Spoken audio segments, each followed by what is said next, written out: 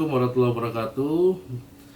Mohon izin perkenalkan, saya Prawitra Talib. Saya dosen di Fakultas Hukum Universitas Airlangga. Jadi hari ini saya akan menyampaikan materi tentang perencanaan waris.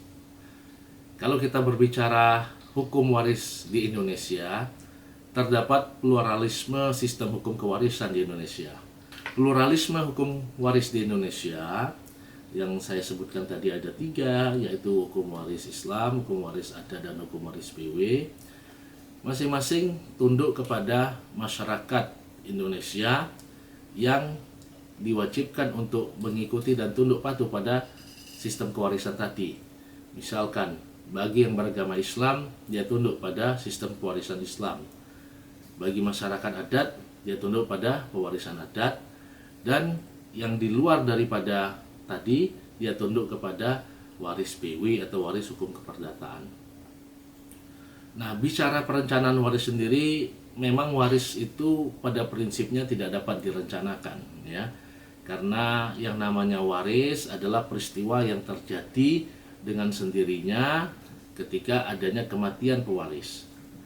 Namun demikian, dapat saya jelaskan bahwa unsur pewarisan itu pada prinsipnya ada 3. Adanya pewaris, adanya ahli waris, dan adanya harta yang diwariskan.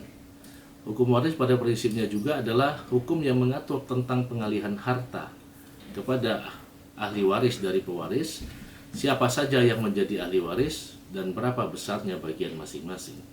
Tentu saja hal tersebut tidak dapat dikurangi, tidak dapat pula disimpangi, karena baik waris Islam, waris adat, dan BW sudah mengatur secara tegas berapa besar bagian masing-masing yang akan diterima ahli waris dan siapa ahli waris yang berhak menerima bagian tersebut. Namun demikian, perencanaan waris yang dimaksud di sini adalah bagaimana memastikan unsur daripada peristiwa waris itu terjadi dengan lengkap, adanya pewaris, ahli waris, dan harta yang diwariskan. Karena kalau kita melihat pewaris saja, ketika dia meninggalkan ahli waris tanpa meninggalkan harta, maka peristiwa waris tidak terjadi. Begitu pula sebaliknya, kalau pewaris punya banyak harta, namun ahli warisnya tidak ada peristiwa waris di sana. Atau bisa jadi ahli waris adanya harta waris, namun pewaris masih hidup, gitu. Tidak terjadi juga peristiwa waris. Ya. Nah, dalam hal ini, perencanaan waris ini erat kaitannya bagaimana untuk memplanning, bagaimana ketersediaan harta yang nanti akan ditinggalkan pewaris kepada ahli waris. Ya, pola-pola investasi yang dilakukan yang nantinya akan membawa profit atau keuntungan yang berimbas pada bertambahnya harta, ini yang menjadi concern di dalam peristiwa waris ini yang dikaitkan dengan investasi. Kemudian kalau kita melihat pula fenomena-fenomena waris, misalnya saya anggap contoh adalah waris Islam, ya, karena memang mayoritas penduduk di Indonesia adalah beragama Islam. Jadi misalnya dalam waris Islam, waris Islam ini bagaimanapun ya tidak dapat disimpangi, ya. Karena dalam waris Islam ini, hukum waris ini adalah sifatnya fardu, bagian daripada ibadah. Ketika ada orang Islam yang tidak mau mengaplikasikan waris Islam, sama saja dia melalaikan ibadah yang sudah diwajibkan oleh Tuhannya. Tidak hanya itu juga, masalah pewarisan ini dalilnya sudah tegas, sudah pasti.